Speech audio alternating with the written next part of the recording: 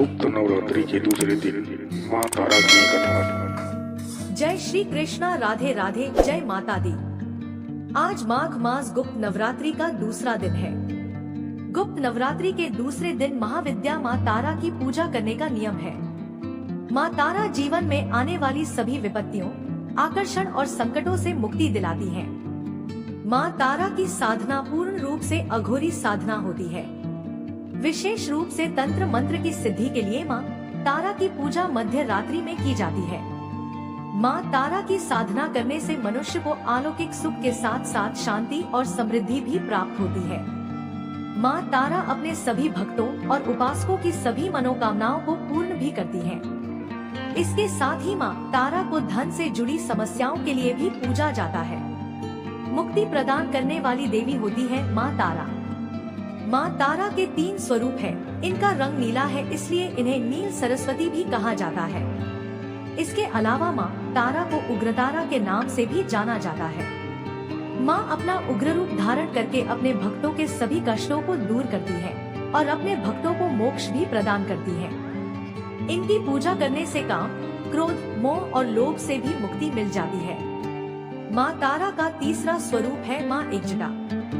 भगवान शिव द्वारा समुद्र मंथन के समय हलाहल विष का पान करने पर उनके शरीर में जो भयानक पीड़ा हुई, उसके निवारण के लिए इन्हीं देवी तारा ने माता के स्वरूप में भगवान शिव को अपना अमृतमय दुग्ध पान कराया था, जिसके कारण भगवान शिव को समस्त प्रकार के शारीरिक कष्टों से मुक्ति मिल गई थी। देवी तारा जगत जननी माता के रूप में और घोर से घोर संकटों की मुक्ति हेतु प्रसिद्ध है। देवी तारा का निवास स्थान घोर महाश्मशान है, जहाँ पर हमेशा चिता जलती रहती हो और ज्वलंत चिता के ऊपर देवी तारा नग्न अवस्था या फिर बाघांबर पहनकर खड़ी होती है। देवी तारा नर खप्पर और हड्डियों की मालाओं से सुशोभित है। सर्पों को आभूषण के रूप में यह धारण करती है। देवी तारा प्रत्याघात अपने दाहिने पैर को आगे करके युद्ध लड़ने के लिए तैयार होती है। उसी प्रकार धारण कर शव या चेतना रहित शिव के ऊपर आरूढ़ है। देवी के मस्तक पंच कपाल से सुसज्जित है। यह नव यवन संपन्न है। नील कमल के समान 3 नेत्रों से उन्नत स्तन मंडल और नूतन मेघ के समान कांति वाली है। विकट दंत, पंक्ति और घोर अट्टहास करने के कारण देवी का स्वरूप अत्यंत उग्र और डरावना लगता है। देवी का स्वरूप बहुत डरावना और भयंकर है और वास्तविक रूप से देवी चिता के ऊपर जल रहे शव पर आरूढ़ है और इन्होंने अपना दाहिना पैर भगवान शिव की छाती पर रखा हुआ है। देवी घोर नील वर्ण की है, महाशंख की माला धारण करती है और छोटे कद की है। कहीं कहीं पर ये देवी अपनी लज्जा निवारण हेतु बाघांबर भी धारण करती है। सर्वप्रथम स्वर्ग लोक के रत्नदीप में वैदिक कल्पो तथ्य तथा वाक्य को देवी काली के मुख से सुनकर भगवान शिव अपनी पत्नी पर बहुत प्रसन्न हुए। भगवान शिव ने महाकाली से कहा, है देवी, आदि काल में आपने भयंकर मुख वाले रावण का विनाश किया, तब आश्चर्य से युक्त आपका यह स्वरूप तारा नाम से विख्यात हुआ। उस समय समस्त देवताओं ने आपकी स्तुति की थी और आप अपने हाथों में खड्ग, नरमुंड तथा अभय मुद्रा धारण किए हुए थी। मुख से चंचल जिह्वा बाहर कर अभयंकर रूप वाली लग रही थी। आपका वह विकराल रूप देखकर सभी देवता गण भय से आतुर होकर कांप उठे थे। आपके भयंकर विकराल रुद्र रूप को देखकर उन्हें शांत करने के निमित्त श्री ब्रह्मा जी आपके पास गए थे। समस्त देवताओं को ब्रह्मा जी के साथ देखकर देवी लज्जित होकर आप खड्ग से अपनी लज्जा के निवारण का प्रयास करने लगी। रावण वध के समय आप अपने रुद्र रूप के कारण नग्न हो गई थी और स्वयं ब्रह्मा जी ने आपकी लज्जा के निवारण हेतु आपको व्याघ्र चर्म प्रदान किया था। इसी रूप से देवी लंबोदी के नाम से भी विख्यात हुई। तारा रहस्य तंत्र के अनुसार भगवान राम केवल निमित्त मात्र हैं। वास्तव में भगवान राम की विध्वंस शक्ति देवी तारा ही थी, जिन्होंने लंकापति रावण का वध किया था। देवी तारा की पूजा करते समय सफेद या नीले रंग के फूल उन्हें अर्पित किए जाते हैं और भोग में माँ को अनार के दाने अर्पित करने चाहिए। जिन लोगों के शत्रु या विरोधी उन्हें अक्सर परेशान करते हैं या उनकी वजह से मानसिक तनाव रहता है, ऐसे लोगों को गुप्त नवरात्रि के दूसरे दिन माँ तारा का ध्यान करके अपनी जो भी समस्याएं हैं, अपनी परेशानियों के निवारण हेतु माँ से प्रार्थना करनी चाहिए। माँ अपने ऐसे भक्तों की समस्याएं दूर करके उन्हें शत्रु और विरोधियों से दूर करती है। उनके शत्रु और विरोधी माँ तारा की कृपा से शांत हो जाते हैं। माना जाता है कि माँ तारा की कृपा से समस्त ग्रह को भी शांत किया जा सकता है। माँ तारा की भक्ति भाव से पूजा करने से किस्मत बदल जाती है, साथ ही धन की प्राप्ति भी हो सकती है। इसके लिए आज के दिन आपको अपने घर में अपनी माता का सम्मान करना चाहिए। हो सके तो माता को प्रिय वस्तुएं उपहार में देनी चाहिए। उनकी पसंद का भोजन उन्हें बनाकर खिलाना चाहिए। तो सब प्रेम से बोलो भगवती तारा माता की जय। अब आइए सुनते हैं देवी तारा की सच्ची कथा। पश्चिम बंगाल के एक गांव में वामाचरण नाम के बालक का जन्म हुआ। बालक के जन्म के कुछ समय बाद उसके पिता का देहांत हो गया। माता भी गरीब थी, इसलिए बच्चों के पालन पोषण की समस्या आई और उन्हें मामा के पास भेज दिया गया। मामा तारापीठ के पास के गांव में रहते थे। जैसा कि आमतौर पर अनाथ बच्चों के साथ होता है, दोनों बच्चों के साथ बहुत अच्छा व्यवहार नहीं हुआ।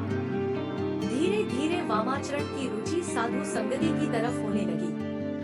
गांव के मशान में आने वाले बाबाओं की संगत में रहते हुए वामाचरण में भी देवी के प्रति रुझान बढ़ने लगा। अब वह माँ तारा को बड़ी माँ कहते और अपनी माँ को छोटी माँ। वामाचरण कभी शमशान में जलती चिता के पास जाकर बैठ जाता, तो कभी यूं ही हवा में बातें करता रहता। ऐसे ही वह युवावस्था तक पहुँच गया।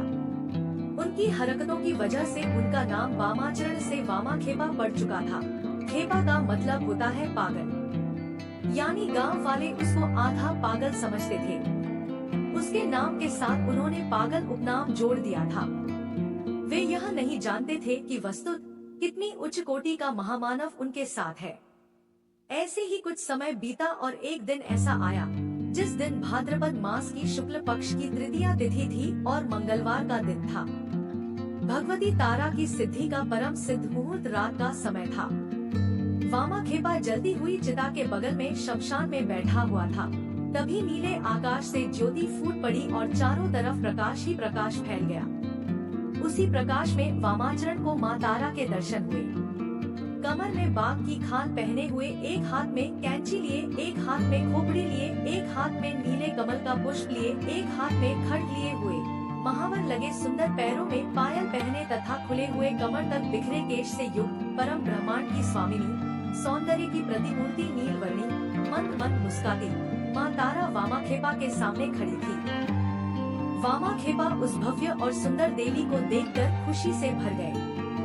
माता ने उसके सर पर हाथ फेरा और वामाखेपा वही समाधिस्थ हो गए। 3 दिन और 3 रात उसी समाधि की अवस्था में वे शमशान में रहे। 3 दिन के बाद उन्हें होश आया और होश आते ही वह माँ चिल्लाते हुए इधर उधर दौड़ने लगे।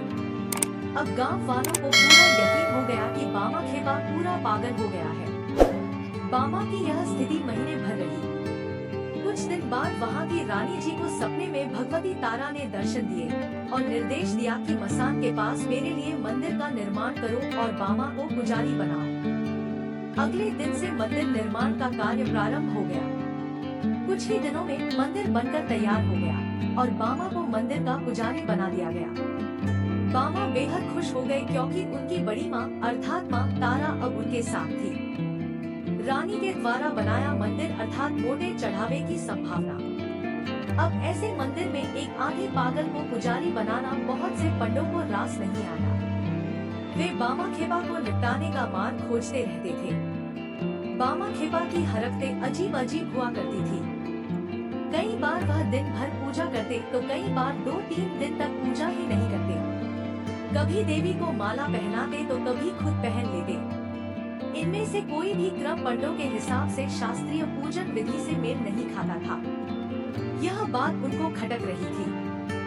फिर एक दिन ऐसा हुआ कि प्रसाद बना और प्रसाद बनने के बाद जब मंदिर में पहुंचा तो देवी को भोग लगाने से पहले वामाचरण के मन में विचार आया कि इसे चखकर देख लो कि यह माता के खाने के लायक है या नहीं। बस फिर क्या था, उन्होंने प्रसाद की थाली में हाथ डाला और चखने के लिए अपने मुंह में डाल दिया। चखने के बाद जब सही लगा तो बाकी प्रसाद उन्होंने माई को अर्पित कर दिया। इतना बड़ा अवसर पंडित कहाँ छोड़ते। उन्होंने बवाल मचा दिया कि देवी के प्रसाद को वामा ने खा लिया है, उसे जूठा कर दिया है। झूठा प्रसाद देवी को चढ़ा दिया है। अब देवी रुष्ट हो जाएगी, उसका प्रकोप सारे गांव को झेलना पड़ेगा। उसके बाद भीड़ तंत्र का बोलबाला हुआ और गांव वालों ने मिलकर पंडों के साथ वामाचरण की कड़ी पिटाई कर दी। उसे श्मशान में ले जाकर फेंक दिया। मंदिर पर पंडों का कब्जा हो गया। उन्होंने शुद्धिकरण और तमाम प्रक्रियाएं की। उस दिन पूजन पंडों के अनुसार संपन्न हुआ। उधर बामा खेपा को होश आया तो वह माई पर गुस्सा हो गया। मैंने गलत क्या किया जो तूने मुझे पिटवा दिया? तुझे देने से पहले खाना स्वादिष्ट है या नहीं देख रहा था? इसमें मेरी गलती क्या थी? मैं तो तुम्हें स्वादिष्ट भोग लगाने का प्रयास कर रहा था और चाहता था कि तुझे अच्छे स्वाद का प्रसाद ही मिले। अगर स्वाद गड़बड़ होता तो उसे फेंक कर दूसरा बनवाता, लेकिन तूने बेवजह मुझे पिटवाया। अब मैं तेरे पास नहीं आऊंगा। मसान घाट पर बैठकर वामाचरण ने माँ को सारी बातें सुना दी और वहाँ से उठकर जंगल की ओर चला गया। जंगल में जाकर एक गुफा में बैठ गया। यह स्थिति बिल्कुल वैसे ही थी जैसे अपनी माँ से रूठकर बच्चे किसी कोने में जाकर छुप जाते हैं। वामाचरण और तारा माई के बीच में माँ और बेटे जैसा रिश्ता था। यह रिश्ता बिल्कुल वैसा ही था जैसे एक अबोध शिशु और उसकी माँ के बीच होता है। अपने शिशु की व्यथा तारा माई को सहन नहीं हुई। उसी रात रानी के स्वप्न में माई प्रकट हुई। क्रोधित माई ने रानी को फटकार लगाई, तेरे पंडों ने मेरे पुत्र को बुरी तरह से मारा है। मैं तेरा मंदिर छोड़कर जा रही हूँ। अब तुझे और तेरे राज्य को मेरा प्रकोप सहना पड़ेगा। अगर उससे बचना चाहती है तो कल के कल मेरे पुत्र को वापस लाकर मंदिर में पूजा का भार सौंप, वरना प्रतिफल भुगतने के लिए तैयार रहे। एक तो तारा माई का रूप ऐसे ही भयानक है। क्रोधित अवस्था में तो सीधी सरल माता भी काली से कम नहीं दिखाई देती। क्रोधित माई का स्वरूप व्याख्या से परे था। रानी हड़बड़ाकर पलंग पर उठ बैठी। रानी के लिए रात बिताना भी मुश्किल हो गया। उसने सारी रात जागकर बिताई। अगले दिन अपने सेवकों को दौड़ाया और मामले का पता लगाने के लिए कहा। जैसे ही पूरी जानकारी प्राप्त हुई, रानी अपने लावलशकर के साथ मंदिर पहुंच गई। सारे पंडों को कसकर फटकार लगाई और मंदिर में प्रवेश से प्रतिबंधित कर दिया। अपने सेवकों को आदेश दिया कि जैसे भी हो बामा खेपा को ढूंढ कर लाओ। अब सारे सेवक चारों तरफ बामा खेपा की खोज में लग गए। एक सेवक को गुफा में बैठा हुआ बामा खेपा मिल गया। बड़ी मनोबल के बाद भी वह नहीं माना, तो सेवक ने जाकर रानी को बात बताई। अंततः रानी खुद गुफा तक पहुंची। बामा ने उन पर भी अपना गुस्सा उतारा। आपके कहने पर मैं पूजा कर रहा था और मुझे देखो, इन लोगों ने कितना मारा। उनकी बाल सुलभ सहजता को देखकर रानी का नारी हृदय भी ममता से भर गया। उनकी समझ में आ गया कि तारा माई का मातृत्व इस बामा खेपा के प्रति क्यों है। उन्होंने फरमान जारी कर दिया, इस मंदिर का पुजारी बामा खेपा है। उसकी जैसी मर्जी हो, जैसी विधि वह करना चाहे, उस प्रकार से पूजा करने के लिए वह स्वतंत्र है। कोई भी उसके मार्ग में आएगा तो दंड का भागी होगा। यह मंदिर बामा खेपा का है और तारा माई भी बामा खेपा की है। वह जिस विधान को सही समझे उस विधान से पूजा करेगा और वही विधान यहाँ पर सही माना जाएगा।